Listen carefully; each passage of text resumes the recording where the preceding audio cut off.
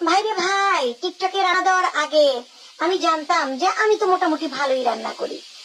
মেহমান আসলে বলে রান্না ভালো হয়েছে, তারপরে ছোটখাটো অনুষ্ঠান হলে বাড়িতে আমি রান্না বান্না করি, সবাই আমার রান্নার প্রশংসা করতো। আমি সেই কনফিডেন্সে চ্যানেল খুলে ফেলেছি, টিকটক আইডিতে খুলে রান্না বান্না দেওয়া শুরু করেছি।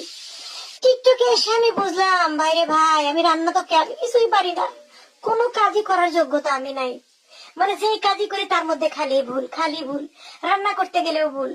মাছ ভাজলে আপা মাছের মধ্যে 3টা মাথা কেন, আপা মাছের 2টা লেজ কেন, আপা একটা চাকা বড় আর একটা চাকা ছোট কেন, এই ফ্রিজে মাছ রাখি, কেমনে রাখি না রাখি আমার ইচ্ছে, আমার মাছ, তোমাদের এত প্রবলেম কেন রে ভাই? হ্যাঁ, রান্না বান্না দিয়ে তোমরা বোঝো না?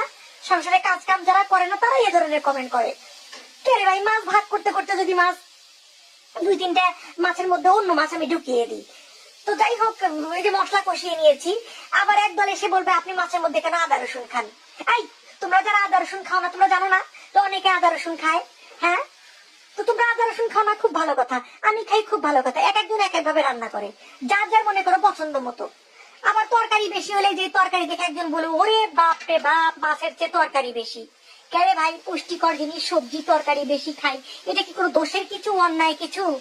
এতই যে ভুল ধরো, এই টিকটকে যারা ভুল ধরো সে সকল মেয়ে ছেলেদেরকে বলছি, ভবিষ্যতে কি ধরনের শ্বশুর শাশুড়ি তোমরা হবা। যে মেয়েগুলা ভুল ধরো তারা যে ধরনের শাশুড়ি হবা, বৌমার হাতে উঠতে বসতে লাগতে খাবা তোমরা, বুঝছো? হ্যাঁ, ভালো শ্বশুর শাশুড়ি হতে চাও, ভুল ধরা বন্ধ করো। তোমরা আমারই ভুল ধরো, চেনো না জানো না, তাহলে নিজের বউয়ের কি করবা, নিজের ছেলের বউয়ের কি করবা তোমরা?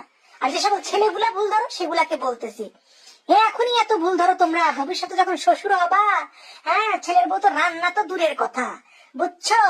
ওই শুকনা খাবারও তোমার মুখের সামনে দিবে না। এমনি কি মানুষ শ্বশুর শাশুড়িদেরকে ওই বৃদ্ধাশ্রমে রেখে আসে? শালা ভুল ধরা গুলো কোত্থেকে আসে এগুলা ভুল ধরতে রান্নার মধ্যে?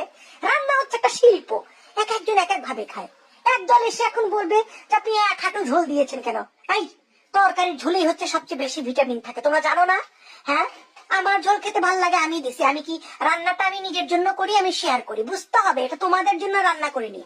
তোমাদের জন্য তোমরা ওই ঝোল ছাড়া কষানো মশানো যেমনে খুশি তেমনি রান্না করে খাও। এত রাগ উঠছে যে রান্নার বিবরণটাই দিতে পারলাম না। অবশ্য বিবরণ দেওয়ার দরকার নাই, তোমরা তো পাকা রাঁধুনি, তোমরা সবকিছুই জানো। ঝগড়া করতে আসছি আজকে, রান্না বান্না দিলে খালি ভুল ধরে, খালি ভুল ধরে। এগুলো কোত্থেকে কুটনি মার্কা শ্বশুর শাশুড়ি ভবিষ্যতে হবে এগুলা। যাই হোক, তরকারি কালারটা কেমন হয়েছে? এত সুন্দর কালার হওয়ার পরও একজন এসে বলবে যে আপনার তরকারি কালার এরকম হয়েছে কেন?